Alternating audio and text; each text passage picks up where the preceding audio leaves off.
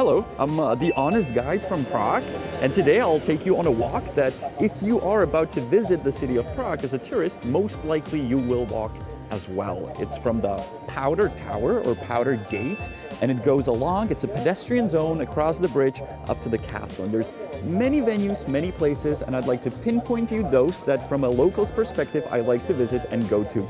Because you can imagine with so many tourists, there's a lot of tourist traps, so I want you to avoid those. So let's go. If you start this walk in the morning, I recommend you get your coffee in this little tiny place called Kolacherie. It's called Kolacherie because they make also kolaches, which is a traditional Czech sweet. And believe it or not, this is the first and last spot on our walk where you will be able to buy those. It's a round dough with filling. I like the cream cheese one.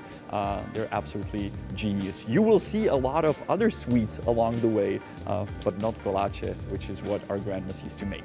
And you can grab the coffee to go, which is what I'm about to do right now.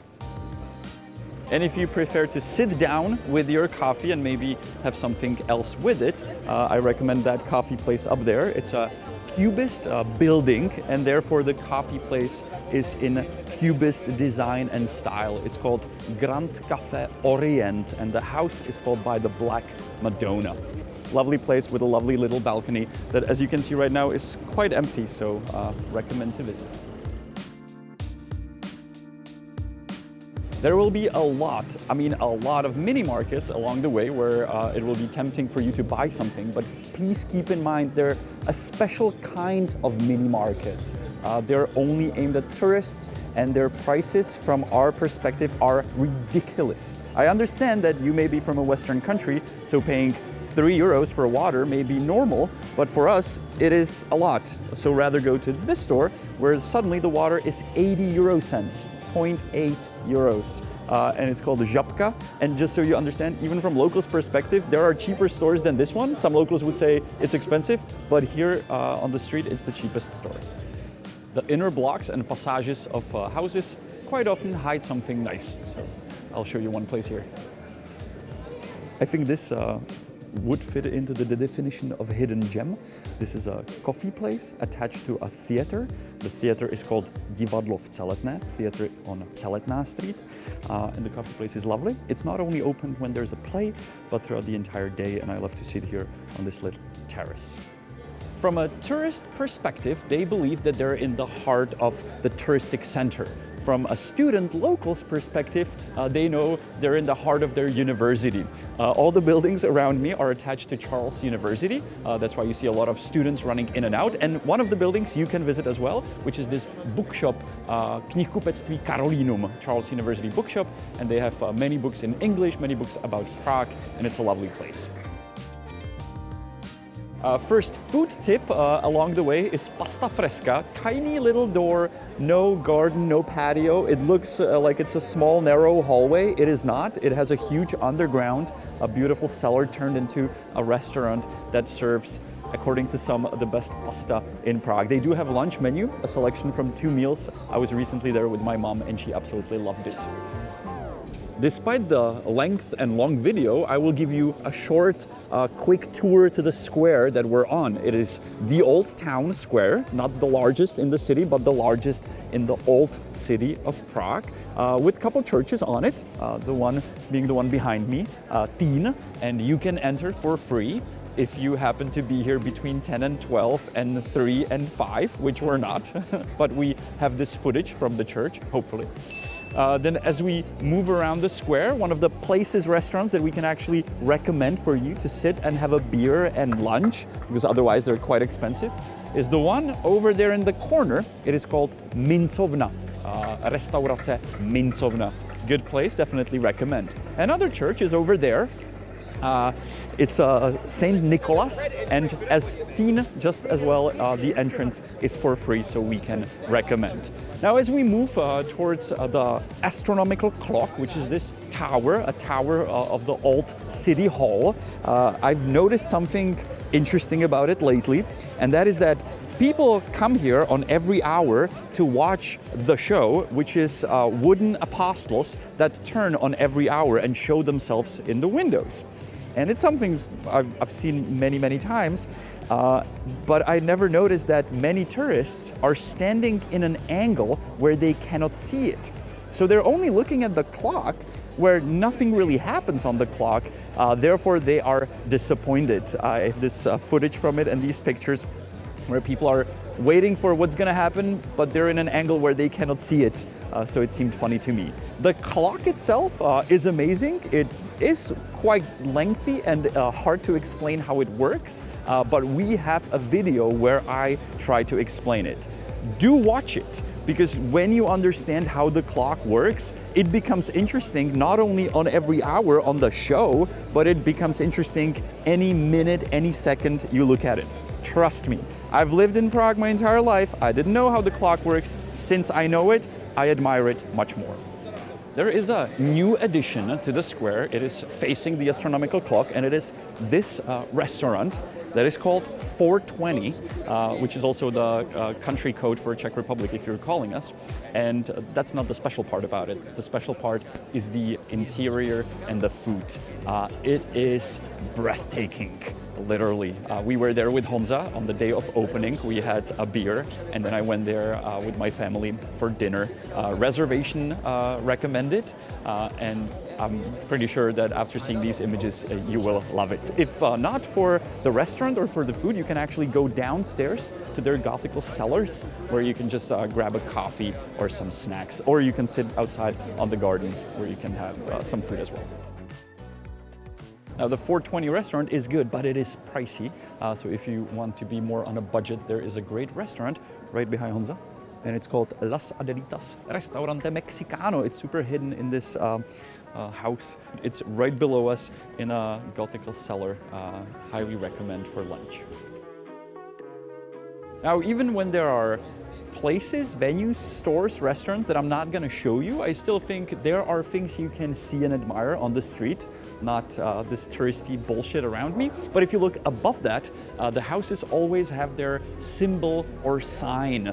Quite often it will be hard to find, but if you look closely, you will find it through the mass tourism garbage surrounding it. So the one right there is a house with a symbol of a golden pear, and around the corner is a white shoe. So if you have kids, I'm sure they will love to play this game to find a symbol on every house.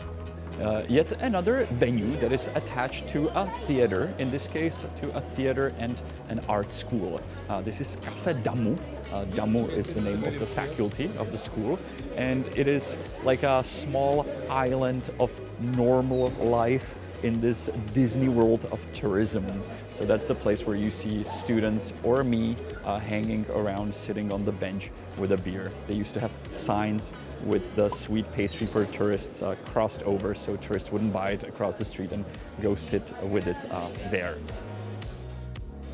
Bageterie Boulevard, which is a chain of fast food baguettes in Czech that we love with Honza and go to quite often, is still somehow a new addition to this touristy street, and it's packed. It's always busy. I rarely go to this one because there's always lines of tourists queuing to get a baguette and walk with it, which kind of shows that there is a need for quick bite, fast, cheap food along the touristy way. So maybe if some people that sell the stupid touristy bullshit would see this, and maybe they would think like, hey, if we actually create a concept that would feed people at a reasonable price and not just trick them, maybe it could work for you as well. We have reached Křižovnické Square, Křižovnické náměstí, and we're about to walk across the river on the iconic Charles Bridge, which is from the 14th century. But before that, there was an even older bridge that is long gone, but actually you can see partially the remains of it, one arch, if you go down there below, which usually you have to like buy a ticket to go on one of those ferries that I've never done. One day we'll try it, but if you're ballsy enough, you can just like walk in and take a look at it. The worst that's gonna happen to you if somebody's gonna tell you not to go there.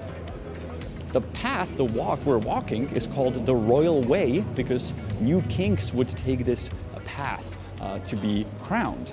And you can be crowned as well. If you don't forget to look up under this tower, there is a crown right above me. So don't forget to always look up. We're at one of the very popular statues on the Charles Bridge. That's the Saint John of Nepomuk. And people touch him. The reason is for good luck and for wealth and so on. The actual reason is that some students back in the days polished the statue on those two spots where tourists touch them. And I usually tell this story to kids when I guide schools around the city. And I always tell them, you know what it's like to be an influencer? Let me show you. And I take 10, 20 kids and we touch the statue at a different spot than where it's polished. And then we watch the tourists follow what we did. And the kids always absolutely love it. Now there's a lot of other statues on the bridge, and if you want to know which one is which, you gotta find a guide for that. And I'm not the best one for history guiding. But I can tell you that there's a great little bookshop of old Prague right there, and there for €2 you can buy either a simple map of all the statues on the bridge or one that is more detailed and will explain you every single statue. First of all, I think it's a bargain, and second of all, you will be a tourist that will actually get to know something. We crossed the bridge, we're on the other side of the river, and this is called the Bridge Street, surprisingly. And I would like to pin out 3 locations right on the street that I like. One is a restaurant called Porks. They serve pork dishes that are very tasty. I haven't been in a while, but the last time I was with Honza was great. Next to it on the same side of the street is a place called Razzle, craft beer and food. They make amazing lunches. They usually have great beer on tap, and it's hidden in the courtyard, so it is nice and cool in the summer. Highly recommend to visit. And facing it is a place that is currently closed because it's a daylight, and they open later in the evening or night because it's a club, legend, so you can visit that as well. It's downstairs. But if you want to stay on the street level, just the street to the right here, there's another club/bar, most likely the most famous in Prague, and it's called Blue Light. So if you're older of age, definitely not for groups or parties, but it's a unique experience, Blue Light. Believe it or not, but this square used to be a parking lot, and now every Thursday and every first Saturday, so if you plan your trip wisely, you're gonna come across these markets. I'm not gonna give you a specific tip for a single stand, but if you take a stroll and walk around, I'm sure you'll be amazed with what you can buy, drink, and eat here. I'm sure with the images you're seeing right now, you must be drooling like I am. You can visit the entire world and all the cuisines just from this square. But that being said, I did talk to one of my friends who works here, and I asked him for a tip, not his stand, and he said, well, just the lady here across the street, she's from the Slovak bakeries. That's very good. So our formal or still brothers Slovaks apparently have a good bakery, so that's a tip from us. Before climbing the steep street up to the castle, you should take a pit stop, ideally in this pub, which is called Kocoura by the cat. And I rarely actually come here, but when I do, I love it to sit here on this step, to watch the square and have great Pilsner beer. I do know some people who live in the area that are locals in this place, and I kind of envy them.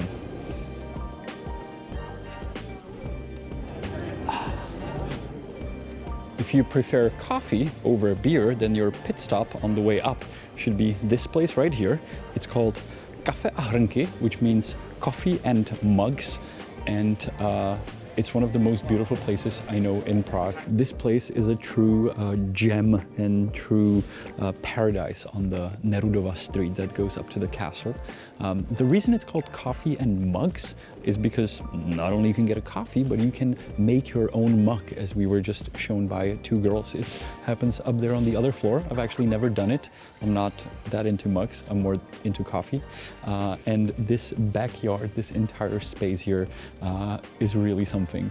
So as you walk up, please take the turn, walk down the stairs, and take a look at this place and have a coffee.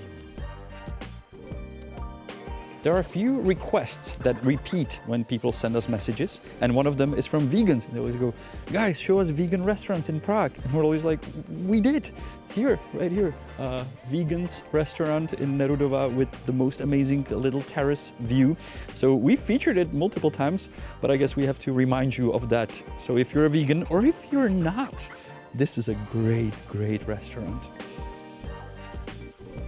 There are red street signs in Prague that will tell you what's the name of the street, but there is a new addition that I think is perfect, and I love that the city did it, which are the blue ones right below them sometimes, which will explain you who the street is named after, what it's named after. So in this case, you'll find out that Neruda was a Czech poet, and you'll also find out that he lived in the house by the two sons. So when we were talking about the symbols earlier, you can just look around and see if you can find that specific house. We have reached the square by the castle. There is one place we can definitely recommend, which is the restaurant Kuchyň, kitchen. Very nice view, good beer, good food, Czech cuisine, and especially their garden. The interior is all right, but the garden with the view, that's why you should go there. Our walk was slow. We took 4 hours to do 2 miles, but hey, we're slow because we're filming not only in English, but also in Czech. We stopped for a beer, we stopped for a coffee. So if you just want to walk it, you can easily do it in 20, 30 minutes. So if somebody's going to be telling you in the city center, oh, you want to go to the castle, you better take an Uber or one of these tourist buses. No, you can easily walk it and get here within 20 minutes. Or you can do like a slow walk and a stop in the various places we showed you. Let us know if the slow kind of episode we did today was something that you preferred. If I was in your place, I would save this. I should have said that in the beginning. I would save this to my YouTube app and watch it on the plane, so I would save tips along the way. If you want more tips, we have Patreon maps. We met a lot of our Patreons along the way, so thank you very much. And they were using our maps, getting themselves guided to places that we feature on them. Janek and Honza were the honest guides of Prague, and we'll see you next week on another episode. Cheers. And in the end, I'm going to teach you how to say, I couldn't resist. Nemohl jsem odolat. I couldn't resist. Nemohl jsem odolat. And we just couldn't resist having one beer here at Kuchyň.